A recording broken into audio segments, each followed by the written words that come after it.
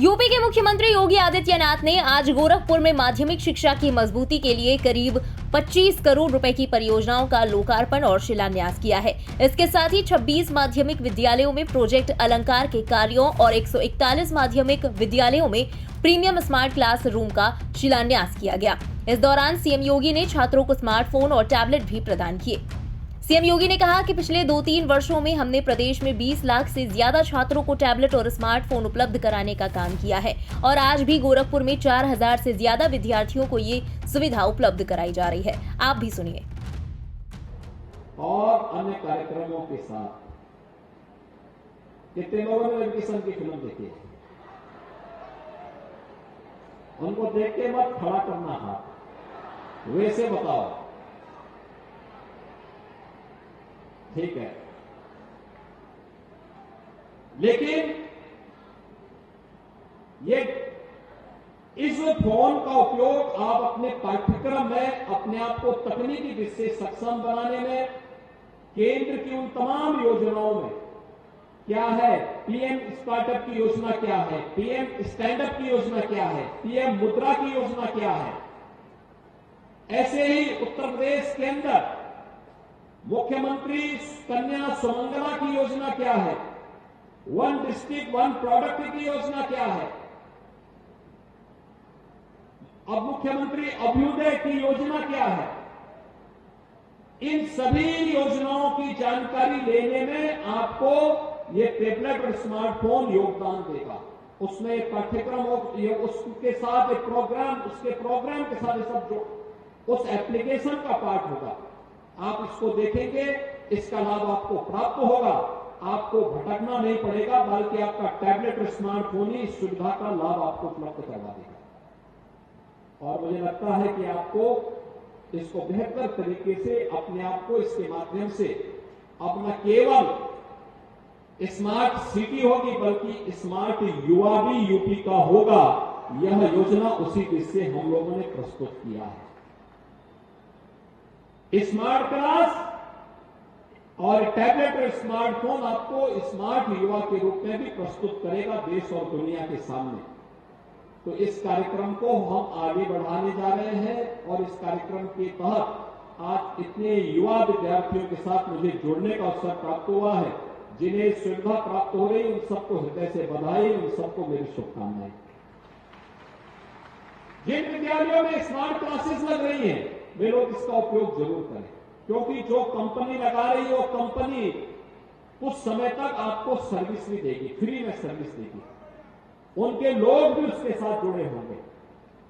और अगर आप एक बार उसके साथ जुड़ जाएंगे, आपकी हिचक दूर हुई, तो आप देखेंगे लंबे समय तक आपको डिजिटली उतनी मजबूती प्राप्त होगी और आने वाले समय में आप अपने आप को, क्योंकि अब तो हम इतना आगे इसमें मजबूती के साथ पूरी दुनिया इधर भाग रही है, पूरी दुनिया इसके साथ जुड़ रही है।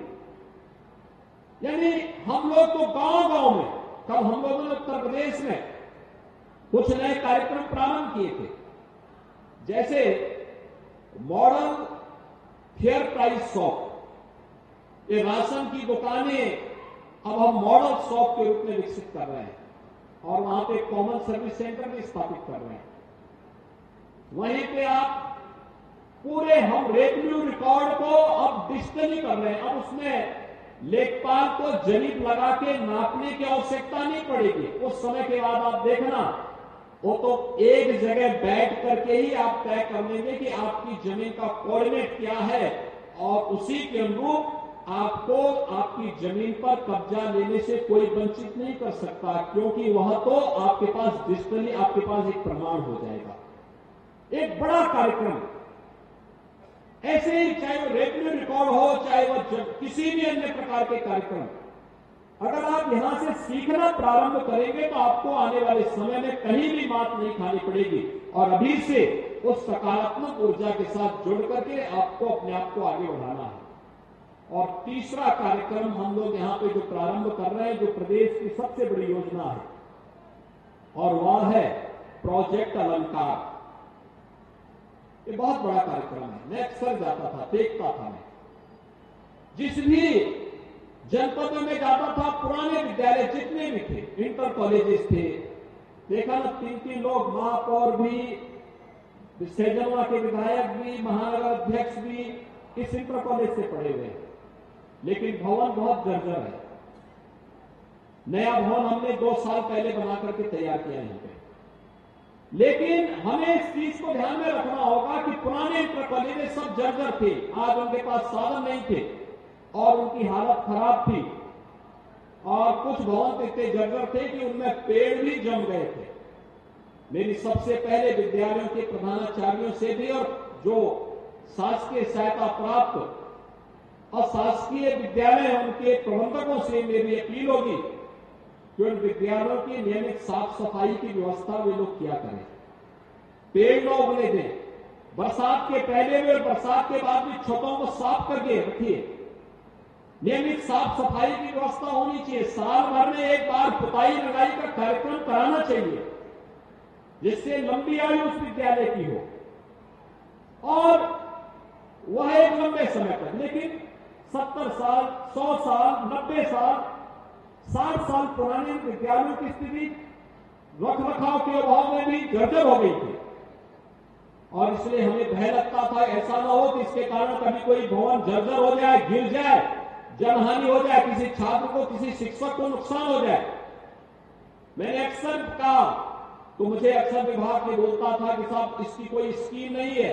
मैंने कहा स्कीम नहीं है तो शासन का काम है स्कीम बनाने की, उस प्रकार की नीति बनाने की, और हमने प्रोजेक्ट अलंकार के अंतर्गत यह व्यवस्था बनाई है। राजकीय इंटर कॉलेजेस में, राजकीय गर्ल्स इंटर कॉलेजेस में हम पूरा का पूरा पैसा सरकार की तरफ से नए भवन के निर्माण के लिए उपलब्ध करवा रहे हैं और आज आपका की जिम्मेदारी बनती है कि नए भवन के कार्यक्रम को समयबद्ध तरीके से आप आगे बढ़ा करके जब पूरा भवन आपका बन जाएगा तो उसके बाद आप आसानी के साथ अपने नए भवन में जाइए और पुराने जर्जर भवन को, अगर वह हेरिटेज बिल्डिंग नहीं है तो जो लोग बाहर हैं वे अंदर आ सकते हैं, भीगे मत, अंदर आ सकते हैं, अंदर आ जाए, बीच बीच में कहीं इकट्ठे हो जाए। तो जर्जर भवन को अगर वह हेरिटेज बिल्डिंग नहीं है तो उसको हटा करके, और अगर हेरिटेज बिल्डिंग है तो उसको फिर से प्रशासन के साथ संवाद बना करके उसके रखरखाव की व्यवस्था हो, उसकी सुरक्षा के लिए भी उस प्रकार के उपायों को हमें आगे बढ़ाना चाहिए। और शासकीय सहायता प्राप्त शासकीय इंटर कॉलेजेज है, जो गवर्नमेंट एडेड कॉलेजेज है, उनके लिए भी हम लोगों ने एक व्यवस्था दी है। उसमें व्यवस्था दी है कि 75% पैसा सरकार देगी और 10-25% पैसा प्रबंधन लगाए। इसमें वे CSR से भी, विधायक निधि से भी, सांसद निधि से भी पैसा ले सकते हैं और उस पैसे का उपयोग वे सबसे पहले विद्यालय में विद्यार्थियों की सुविधा के लिए अच्छे बिल्डिंग बनाने में करें, डिजिटल लाइब्रेरी बनाने के लिए, बालक बालिकाओं के लिए टॉयलेट बनाने के लिए उसका उपयोग करें, जिससे अच्छे विद्यालयों का निर्माण किया जा सके और वे लोग उसके माध्यम से उनके अच्छा भवन हम दे देंगे तो भवन अच्छा हो तो स्वाभाविक रूप से कोई भी खतरा फिर नहीं। हम उसमें स्मार्ट क्लास भी दे सकते हैं, डिजिटल लाइब्रेरी दे सकते हैं, अच्छी लेबोरेटरीज स्थापित कर सकते हैं, अच्छे कार्यक्रम इसके माध्यम से हम आगे बढ़ा सकते हैं। आज प्रदेश भर के पूरे कार्यक्रम का शुभारंभ यहां से हो रहा है, जिसमें 69 विद्यालय तो अकेले गोरखपुर मंडल के हैं जिनको पैसा जारी हो रहा है। इसके अलावा प्रदेश के हर जनपद के गवर्नमेंट कॉलेजेस में ये कार्यक्रम आयोजित किए जा रहे हैं, जहां के माध्यम से ये धनराशि उन संस्थाओं को जारी होगी। और मैं इसके बारे में कहूंगा कि सभी विद्यालय इस योजना का लाभ जरूर लें। सरकार पैसा देना चाहती है, जर्जर भवन नहीं होने चाहिए, किसी शिक्षक को, किसी विद्यार्थी को नुकसान नहीं पहुंचना चाहिए और अच्छा भवन बना करके, अच्छा इंफ्रास्ट्रक्चर खड़ा करके इस बात को आगे बढ़ाएं। तीसरा, संस्कृत इंटर कॉलेजेस के लिए हम लोगों ने व्यवस्था की कि 90% पैसा सरकार देगी, 10% पैसा प्रबंधन लगाए, वे भी अच्छा भवन खड़ा कर ले। संस्कृत विद्यालयों के लिए भी ये व्यवस्था अलग से दी जा रही है। यानी एक अवसर है जब हम शासन की योजनाओं का लाभ लेकर के एक नए भारत में, नए उत्तर प्रदेश और नए उत्तर प्रदेश में नई शिक्षा की पद्धति को आगे बढ़ाने में, जब राष्ट्रीय शिक्षा नीति देश के अंदर लागू हो चुकी है, उसके अनुरूप हमारे भवन भी दिखने चाहिए, हमारा इंफ्रास्ट्रक्चर भी दिखना चाहिए, हम भी उसके अनुरूप दिखने चाहिए। आज की इस वर्तमान प्रतिस्पर्धा के युग में हमारा युवा भी दुनिया में किसी से पीछे नहीं है। इसके लिए हम अपने आप को तैयार कर सकें, इसके लिए हमारे युवाओं को अपने आप को तैयार करना होगा और युवाओं को तैयार होने के पहले संस्थाओं को इसके लिए अपने आप को तैयार करना होगा। और इसीलिए आज हम सब आपके बीच यहां पर आए हैं। आज सरकार कितना अच्छा कार्यक्रम करा रही है। हम लोगों ने एक व्यवस्था प्रारंभ कर दी, बहुत अच्छे ढंग से तैयारी की है और तैयारी भी किस रूप में प्रारंभ की है। आप याद करिए, जो बच्चे पहले देश के अलग अलग कोने में प्रतियोगी परीक्षाओं की तैयारी करने के लिए जाते थे, आज हमने अभ्युदय कोचिंग के माध्यम से हर जनपद में अभ्युदय कोचिंग की व्यवस्था हमने प्रारंभ की। और अभ्युदय कोचिंग का संचालन कौन कर रहे हैं? जो लोग किसी प्रतियोगी परीक्षा में सफल होकर के आज सेवा दे रहे हैं, उसमें आईएएस भी है, आईपीएस भी है, पीसीएस भी है, पीपीएस भी है, नीट के माध्यम से बने हुए डॉक्टर भी हैं। इन सभी लोगों को हम लोगों ने इसके साथ जोड़ा है और वे लोग एक एक घंटा देते हैं। इसको आप फिजिकली भी और वर्चुअली भी उन क्लासेस को ज्वाइन करके इसका लाभ ले सकते हैं।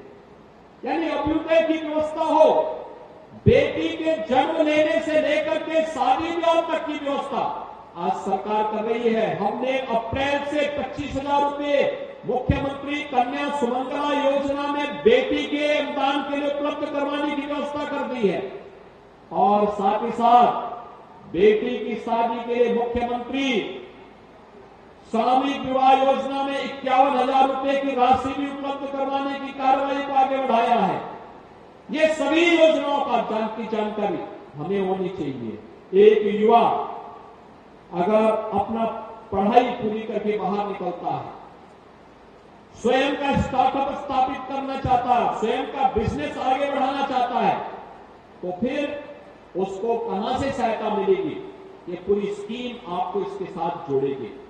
और इसीलिए आज मैं आपके पास इन सभी योजनाओं को लेकर के आया हूं। मुझे प्रसन्नता है कि आप सभी युवाओं ने इस योजना का लाभ लिया, इस योजना के साथ आप जुड़ने के इच्छुक हैं। योजना के साथ अधिकाधिक जुड़ करके योजनाओं से आप लोग लाभान्वित हो सकेंगे। इस विश्वास के साथ आज मैं यहां पर आप सभी लोगों को नए भारत के, नए उत्तर प्रदेश के साथ और नए उत्तर प्रदेश के साथ की दृष्टि नए गोरखपुर के लिए भी आपको आह्वान कर रहा हूं।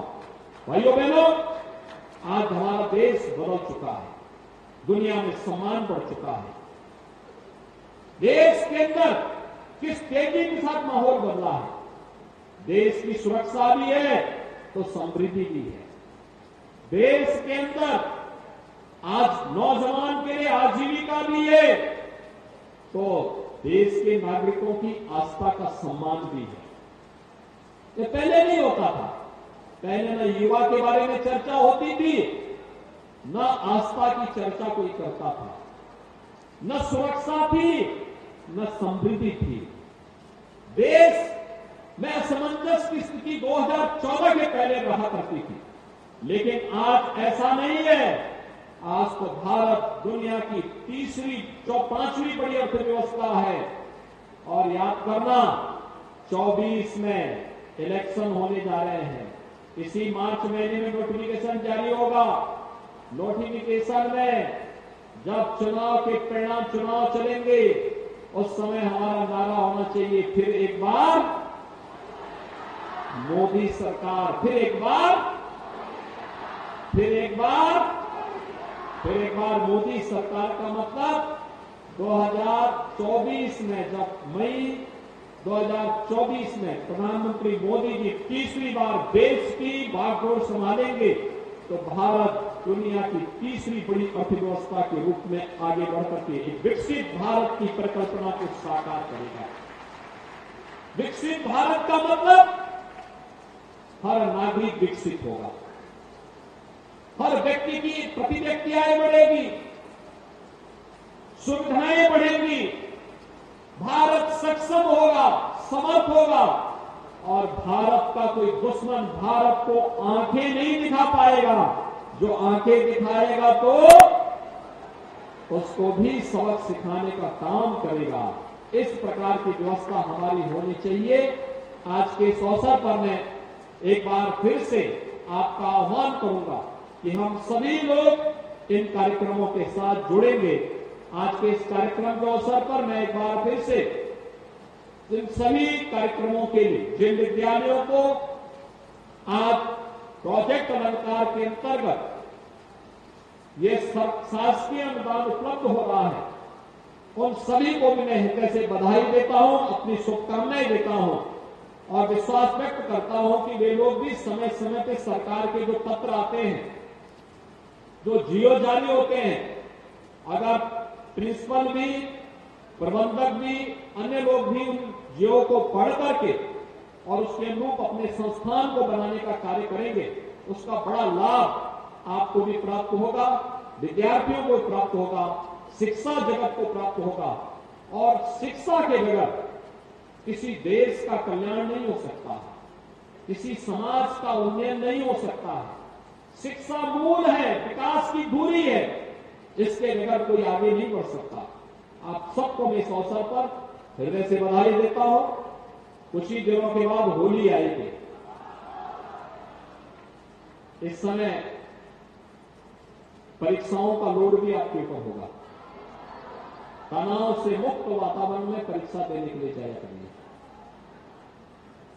याद रखना, जितनी मेहनत की होगी उसका परिणाम प्राप्त करने से कोई आपको रोक नहीं पाएगा।